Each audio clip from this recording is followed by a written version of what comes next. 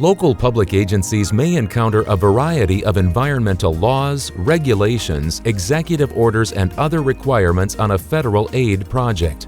These requirements address a project's effects on the natural and social environment, parks and recreation areas, and historic sites.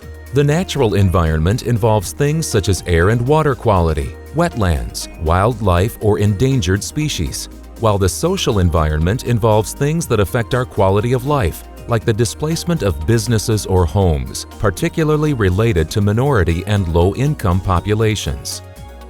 The National Environmental Policy Act, also known as NEPA, provides a framework for environmental analysis, reviews, and consultations. Because these various laws may influence project decisions, compliance with these laws should be achieved during the NEPA process.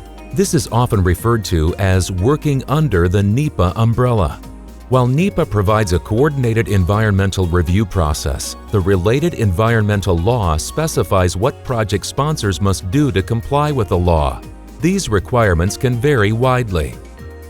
It's important to understand how environmental laws can influence project decisions and what project sponsors must do to comply with them. Let's look at some examples that involve the Endangered Species Act, one of several laws related to the natural environment; the National Historic Preservation Act, the Civil Rights Act and Environmental Justice Executive Order, and Section 4F of the U.S. Department of Transportation Act. When it comes to the natural environment, several federal laws establish standards for air pollutants, regulate the discharge of dredge or fill material into waters, and limit impacts to endangered species or encroachment on their critical habitat. Project sponsors comply with these laws through coordination and consultation with the federal agencies having jurisdiction over a particular resource, the study of the effects of their projects, and the acquisition of necessary permits or approvals from the agencies. To illustrate how the Endangered Species Act might apply, let's consider a project that involves the proposed construction of a bypass around the growing town of Smithville. Bog turtles, an endangered species, were discovered in the area where the bypass was planned.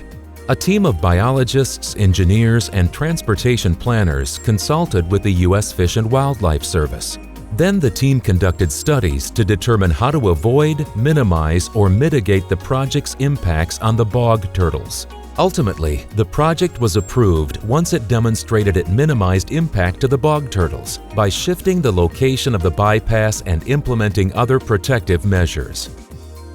For projects involving historic sites, agencies must comply with the National Historic Preservation Act, which includes a consultation process with the State Historic Preservation Officer, or SHPO, as well as any affected stakeholders.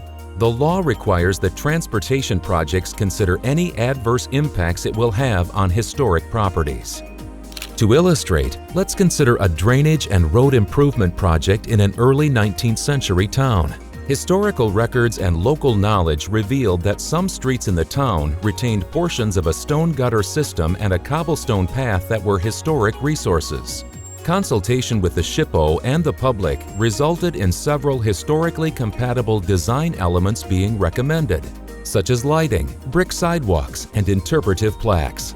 These design elements were incorporated in the final design to mitigate the project's impact and enhance the site.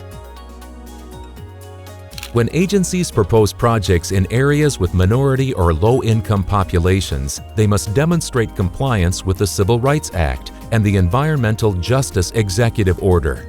The Environmental Justice Executive Order was issued by President Clinton in 1994 to re-emphasize the importance of evaluating impacts to minority and low-income populations. In order to comply with these requirements, the project sponsor must conduct the appropriate level of community outreach, consider public input prior to making project decisions, and ensure the project does not have disproportionately high and adverse effects to minority and low-income populations. As an example, let's look at a road widening project that impacts a low-income community. The project sponsor spoke with the affected community and discovered that many residents walked to their jobs and their children walked to the local school. Residents expressed safety concerns about the new project because the design did not include any sidewalks or pedestrian crossing signals.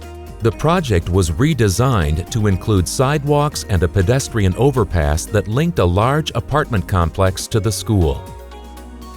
The last law we'll discuss involves federal aid transportation projects that require land from parks, recreation areas, wildlife and waterfowl refuges, or historic sites. These projects must comply with Section 4F of the U.S. Department of Transportation Act. In order to comply with this law, the project sponsor must demonstrate that the need for these lands is unavoidable or that the project has only a minimal impact on the affected property.